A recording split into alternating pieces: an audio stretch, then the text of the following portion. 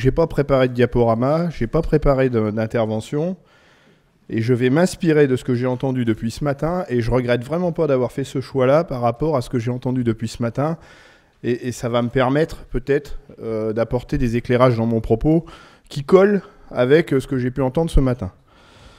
Depuis ce matin, pardon. Le deuxième clin d'œil, c'est peut-être justement par rapport à mon parcours et par rapport à ce qui a été dit par mon collègue d'Ifremer, si je peux me permettre d'utiliser le mot collègue, dans le sens où dans ma vie, j'ai aussi été chercheur et qu'à un moment donné, justement, en partageant le constat qui a été fait ce matin, qu'à un moment donné, il faut sortir des études et passer à l'acte, eh bien moi, je suis passé à l'acte en devenant paysan.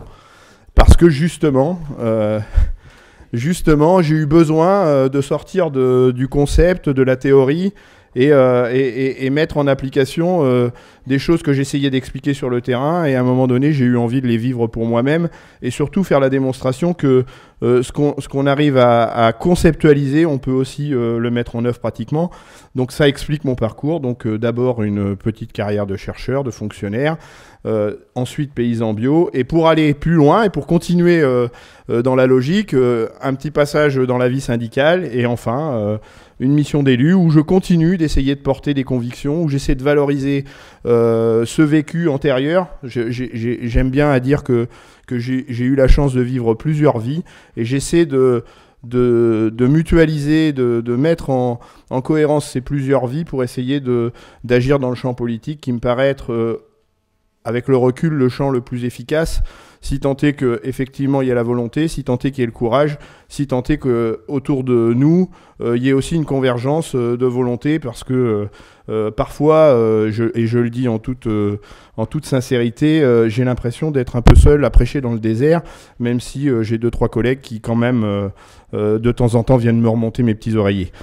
Le deuxième clin d'œil, c'est que je me sens bien là, parce que j'ai l'impression d'être comme il y a quelques mois, puisque on avait l'habitude sur les questions agricoles en région Poitou-Charentes de conclure des rencontres en binôme avec le DRAF Poitou-Charentes. Et là, je suis en Bretagne.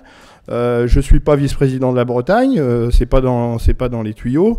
En revanche, le DRAF de Bretagne, c'est l'ancien DRAF de Poitou-Charentes, et donc je me retrouve comme si il y a quelques mois on était en région Poitou-Charentes. Donc ça facilite ma prise de parole. Je me retrouve, j'ai des repères que je retrouve et qui m'étaient plutôt sympathique, puisque, soyons honnêtes, avec Martin Guton, je crois qu'on a réussi à travailler en bonne coopération, et je pense que, si je peux me permettre un avis, je pense que vous avez un bon DRAF en région Bretagne. On l'a fait exprès, Benoît, hein. C'est en prévision de ta venue que M. Guiton a été... D'accord, c'est déployer beaucoup de moyens pour juste faire venir le vice-président de la région Poitou-Charentes. Un dernier clin d'œil par rapport à ce que j'ai entendu ce matin. Donc je suis effectivement vice-président de la région sur une commission qui s'appelle Ruralité, Agriculture, Pêche et Culture Marine. C'est, pour tout vous dire, c'est moi qui ai souhaité que cette commission et cette configuration-là, parce que je suis issu d'un territoire où le lien terre-mer coule de source, mais n'est pas forcément toujours pris en compte, puisque je suis élu référent sur un pays qui s'appelle le pays Marennes-Oléron. Donc vous avez tout de suite compris le rôle que peut jouer la relation terre-mer par rapport à une activité que vous connaissez tous qui s'appelle l'huile de Marennes-Oléron. Et donc c'est pour ça que j'ai choisi les contours de cette commission. Mais ça m'a aussi amené à m'impliquer sur la question de l'eau, et donc à devenir administrateur, membre du bureau même de l'agence de l'eau à Dour-Garonne, où je préside aussi une commission territoriale. Ça a été présenté tout à l'heure pour Loire-Bretagne. Effectivement, il y a des découpages territoriaux, il y a des commissions territoriales, et donc sur les commissions territoriales du bassin à Dour-Garonne, je préside l'une des commissions territoriales, qui est la commission territoriale Charente, donc liée au fleuve Charente, vous l'avez compris. Et donc je voulais revenir juste, mais c'est vraiment un clin d'œil, je veux pas passer ma vie là-dessus. Sur le principe pollueur-payeur qui a été abordé ce matin, où j'ai bien entendu la démonstration du représentant de l'agence de l'eau qui nous a fait une démonstration qui est incontestable sur le côté confidentiel que peut représenter le budget d'une agence de l'eau, même si c'est des budgets importants par rapport au budget de la PAC, sauf que le principe pollueur-payeur, quand on commence à l'aborder sous l'angle de l'agriculture, si je me réfère au budget de l'agence de l'eau à Dour-Garonne, c'est l'agriculteur est contributeur du budget pour 5 ou 6% et bénéficie de 40% du budget si on intègre tous les coûts externalisés des dégâts proposés par cette agriculture-là. Donc on est très loin du principe pollueur-payeur, on est plutôt dans un principe de solidarité des usagers de l'eau qui viennent en solidarité d'un modèle qu'ils n'ont pas choisi, pire, d'un modèle qui sont plutôt enclins à condamner. Donc là, je crois, et je parle en tant que membre du bureau de l'agence de l'eau, et je suis pas en train de débiner les agences, comptez pas sur moi pour dire que les agences sont pas des outils très intéressants, mais dans la construction du 10e programme, permettez-moi de vous dire qu'on est encore beaucoup trop timide et beaucoup trop complaisant à l'égard de la profession agricole sur ce principe de pollueur-payeur. Mais ça n'était juste qu'un clin d'œil. Sur les préalables que je voulais apporter. Le premier, il y en a deux. Le premier, c'est que, je vous l'ai dit, je suis élu et agriculteur, puisque Julien a précisé aussi que j'étais agriculteur, donc je vous l'ai dit dans ma présentation, en région Poitou-Charentes, et je ne vais pas arriver ici en vous disant j'ai les réponses pour la Bretagne. Je ne viens ici que pour tenter d'apporter une logique de réflexion, une logique de construction, mais en aucun cas vous apporter des réponses toutes faites. J'ai l'humilité de penser que j'en ai pas les compétences et que vous avez sur vos territoires, et j'ai entendu une collègue élue à la région ce matin de Bretagne, j'ai l'humilité de penser que vous avez des élus sur vos territoires qui ont des approches dans leur réflexion qui sont plutôt rassurantes. En tout cas, ce que j'ai entendu ce matin m'a rassuré. Donc ça, c'est la première, le premier préalable. La deuxième, et là je retourne en région Poitou-Charentes, c'est que je vais traiter d'un sujet qui tourne autour de l'agriculture, de l'eau et de l'agriculture, du développement de l'agriculture biologique, mais préciser quand même que quand une région s'engage sur cette question-là, on n'est pas sur une compétence obligatoire des régions, on est bien sur une compétence optionnelle.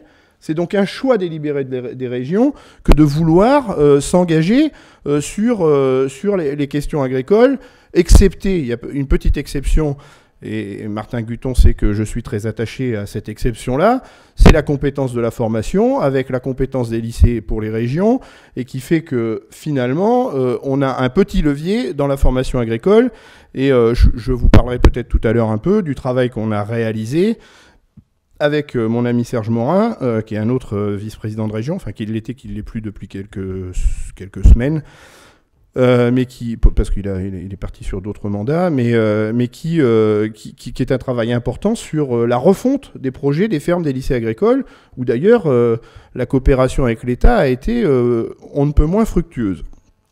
Donc une fois que j'ai posé ces deux préalables, je vais essayer de vous expliquer rapidement, tout en essayant de rester connecté à ce que j'ai entendu ce matin. Comment est-ce que nous, en région Poitou-Charentes, puisque le sens de mon intervention, c'est la volonté politique. Alors, je ne sais pas s'il faut parler de volonté ou de cohérence. Il y a sûrement de la volonté, mais je crois que ce qui siège à notre réflexion, à la construction de notre démarche, c'est plutôt la recherche de cohérence. Et après, quand on a trouvé, ou en tout cas, quand à notre idée, on a atteint une réflexion qui nous paraît cohérente, effectivement, avoir la volonté de la porter jusqu'au bout.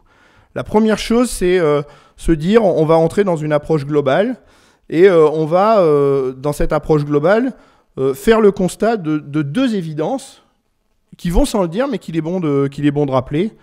C'est que l'activité agricole n'est pas une activité qu'on pose au milieu de nulle part. Et donc ça nous emmène sur une approche forcément territoriale. C'est-à-dire que c'est une activité qui, et c'est des statistiques qui sont assez facilement disponibles, qui mobilise par exemple 70% de l'espace. C'est une activité qui impacte la biodiversité. C'est une activité qui mobilise des ressources comme l'eau. C'est une activité qui peut avoir un rôle déterminant sur la santé des consommateurs.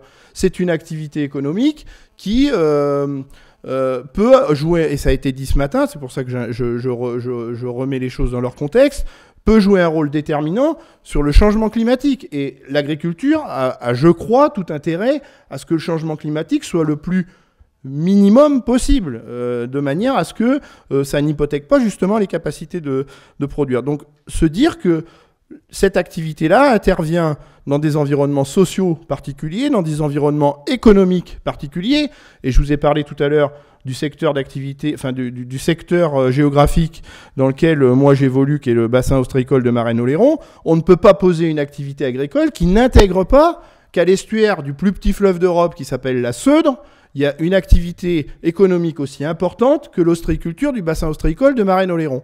Et pourtant, et là je fais le constat, et pourtant, aujourd'hui, on a une activité agricole qui s'appelle la maïsiculture irriguée, qui, depuis 35 ans, se balade en monoculture sur ce bassin versant, qui fait que c'est l'un des bassins versants les plus critiques de l'agence de l'eau à Dour-Garonne, avec un autre bassin de Charente-Maritime qui est la Boutonne, qui fait que cette maïsiculture règne sans partage depuis une trentaine d'années sur la ressource en eau, et qui fait que, entre autres, on trouve une partie de l'explication de la mortalité des coquillages sur ce bassin ostréicole.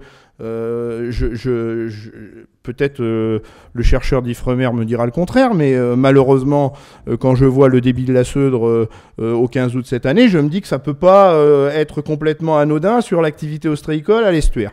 Donc voilà l'exemple de conflits d'usage qui font qu'à un moment donné, quand on est agriculteur, on doit se poser la question de dans quel environnement on évolue, qu'il soit social, économique et forcément écologique, avec des entrées. C'est-à-dire que quand on est sur une approche un peu écologique, si on revient sur la question de l'eau, on est sur des approches vertueuses qui permettent de préserver la ressource.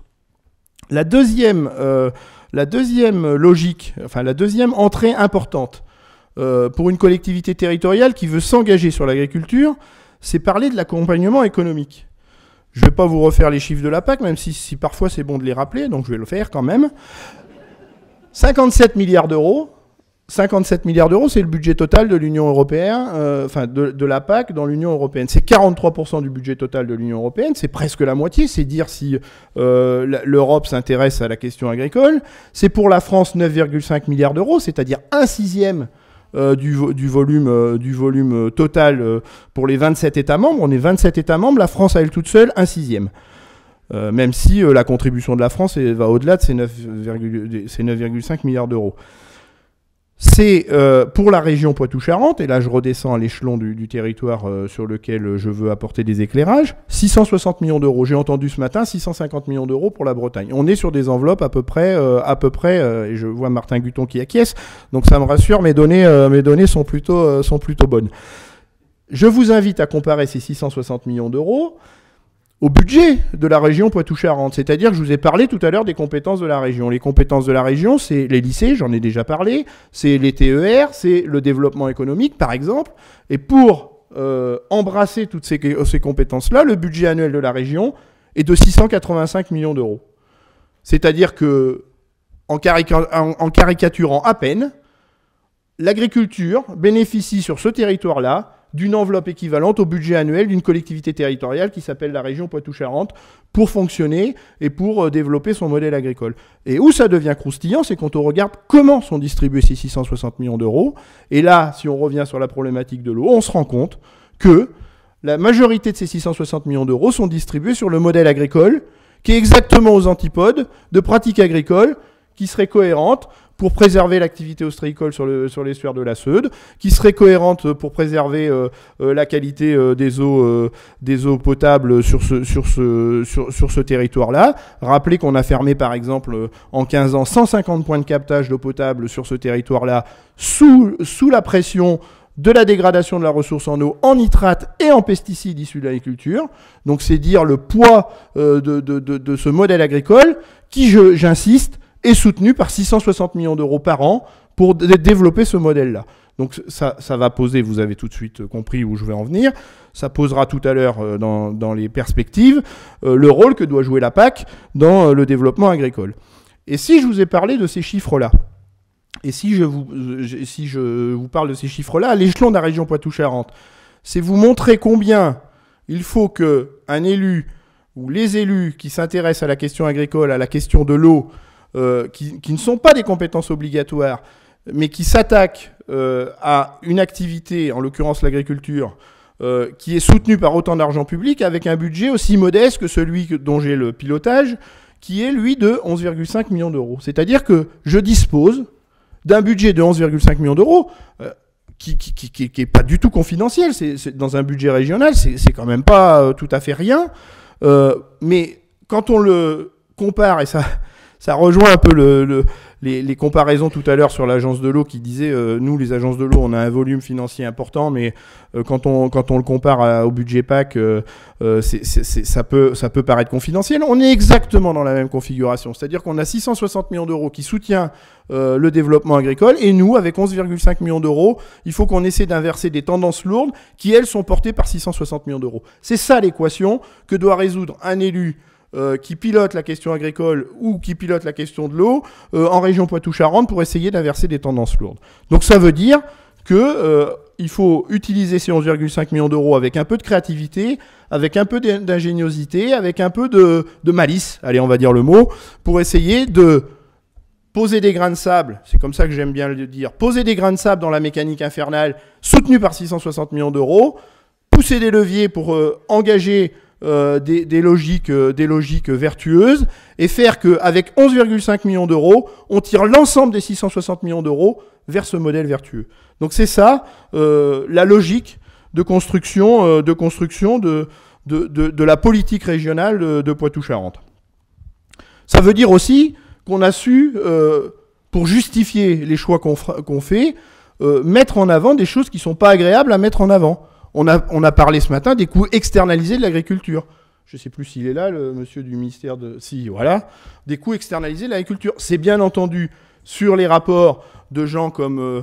dont j'ai oublié le nom, mais peu importe, de gens comme le monsieur du ministère de l'écologie ce matin. C'est bien entendu sur la base de ces rapports-là qu'on a justifié les choix qu'on est en train de faire. Et notamment sur les coûts externalisés de l'agriculture, et pour justifier le fait que est-ce qu'on peut continuer à soutenir un modèle agricole avec 660 millions d'euros qui, par ailleurs, va nécessiter que l'usager de l'eau retourne au porte-monnaie pour dépolluer de l'eau qui a été souillée par ce modèle agricole soutenu par de l'argent public. Donc c'est comme ça qu'on a avancé. Et donc ça nous a amené, et je vais aller assez vite vers des décisions concrètes qui sont assez emblématiques.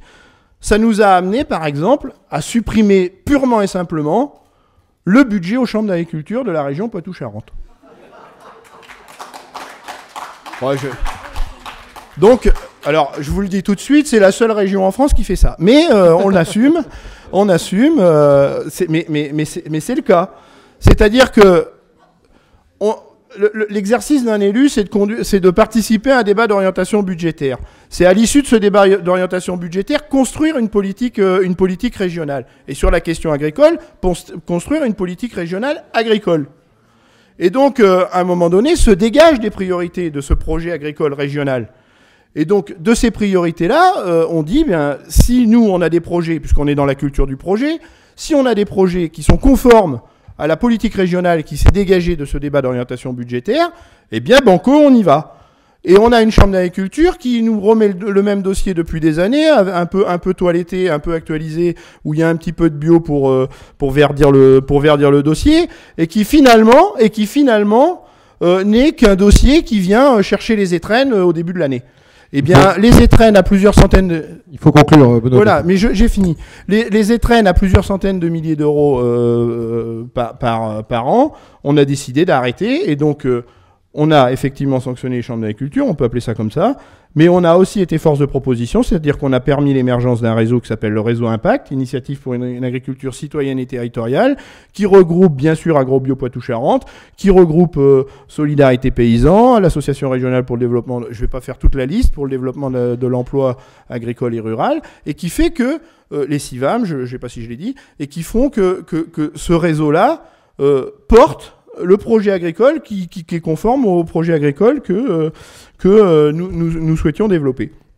Et donc, au final, puisqu'il faut que je conclue, vous montrer que quand on fait ces choix-là, on peut développer des modèles vertueux, qu'on restaure, c'est-à-dire que c'est un peu une marche forcée, mais malgré tout, on restaure ce que moi j'appelle le contrat moral avec la société, c'est-à-dire que quand on touche autant d'argent public, Quand on est agriculteur, en tout cas c'est comme ça que je vis les choses moi en tant qu'agriculteur, il me semble qu'on a un contrat moral avec la société, on doit entendre les attentes citoyennes, on doit entendre que aujourd'hui le contribuable espère de l'agriculture qu'elle va préserver la biodiversité, qu'elle va préserver les équilibres, qu'elle va préserver les ressources et l'eau en particulier, qu'elle va préserver la santé et qu'elle va agir en direction d'un climat préservé. Et donc on remet au cœur du débat dans notre projet agricole l'agronomie. C'est un mot que j'ai trop peu entendu aujourd'hui, je suis désolé de le dire, mais on peut parler d'agriculture biologique, mais le mot-clé, c'est l'agronomie. On engage la construction de projets qui font que dans la formation agricole, on redécouvre ce que c'est que l'agronomie, notamment sur les projets des fermes des lycées agricoles. Et ça nous amène à nous poser la question de politique publique. Alors là, je me projette, hein, c'est-à-dire que dans l'actualité aujourd'hui, ça a été dit, et je pense qu'il faut le rappeler, qu'aujourd'hui l'azote est un produit chimique dérivé du pétrole. J'ai cru comprendre que dans quelques décennies, du pétrole, il y en aurait de moins en moins. Donc de toute façon, c'est notre responsabilité d'encourager les agriculteurs à construire le modèle qui demain saura s'affranchir d'une ressource pétrolière qui va disparaître.